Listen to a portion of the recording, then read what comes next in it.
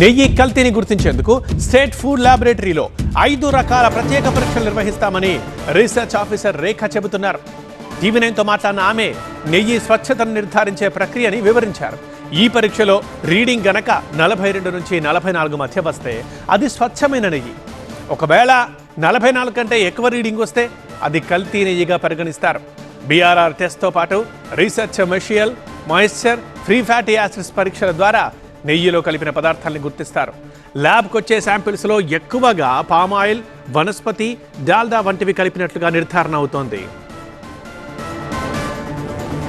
అయితే స్వచ్ఛమైన నెయ్యి అంటే ఏంటి? ఆ నెయ్యి స్వచ్ఛతను నిర్ధారించే ప్రక్రియ, ఆ డెమో ఎలా ఉంటుంది ఒకసారి చూద్దాం. ప్రస్తుతం మనం స్టేట్ ఫుడ్ ల్యాబొరేటరీలో ఉన్నాం. అసలు కల్తీ నెయ్యి ఆ తర్వాత ఒరిజినల్ నెయ్యి మధ్య తేడా ఎలా ఉంటుందో తెలుసుకుందాం. టీవీ9లో కల్తీ నెయ్యికి సంబంధించిన కథనం ప్రసారమైన తర్వాత ఇటు హెచ్ఫాస్ట్ కావచ్చు, ఆ తర్వాత SOT పోలీసులు వరుస దాడులు నిర్వహిస్తున్నారు.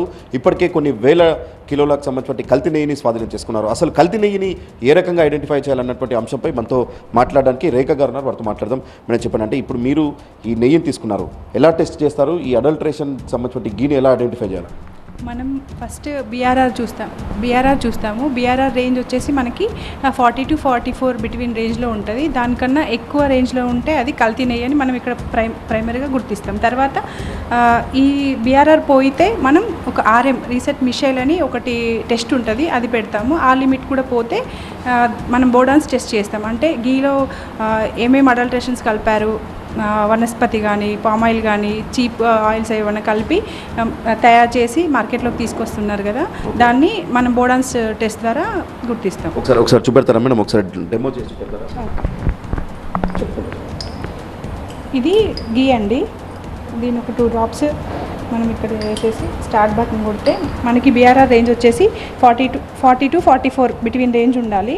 ఇప్పుడు ఇది వచ్చేసి 46.56 వచ్చింది.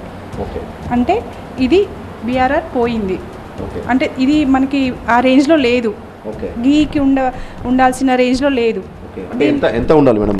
వాల్యూస్ ఎంత ఉండాలి? 40 to 44 బిట్వీన్ రేంజ్ ఉండాలి. ఆ రేంజ్లో లేదు.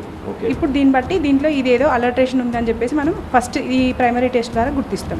ఓకే, అంటే ఎలాంటి ఇంగ్రీడియంట్స్ ఇందులో కలుస్తాయనేది కూడా ఏ టెస్ట్? అదే టెస్ట్ అంటే మనకు బోడాన్స్ టెస్ట్, స్పాట్ టెస్ట్ చేస్తాము. దాంట్లో స్పాట్ టెస్ట్లో మనకి తెలిసిపోతుంది ప్యూర్ గియా కాదా అనేది. స్పాట్ టెస్ట్ చేస్తే మనకు తెలుస్తుంది దాంట్లో ఫామ్ ఆయిల్ ఉందా లేకపోతే ఇంకేం ఉందని చెప్పేసి తెలిసిపోతుంది. వనస్పతి ఏది యాడ్ చేశారని చెప్పేసి తెలుస్తుంది. అంటే అక్యురేట్గా ఉండాలా లేదంటే అంతే? 42, 43, 44 ఆ రేంజ్లో వరకు ఉండొచ్చు. 45 ఎబో ఉంటే, ఇంకా 50 వరకు అట్లా ఉంటే అది చాలా అలర్టరేటెడ్ అన్నట్టు, అది అన్సేఫ్. ఇంకా అంటే 42 బిలో ఉంటే డాల్డా ఇలాంటివి కలుపుతూ ఉంటారు, చీప్ ఆయిల్స్ అవి ఇవి కలుపుతూ ఉంటారు.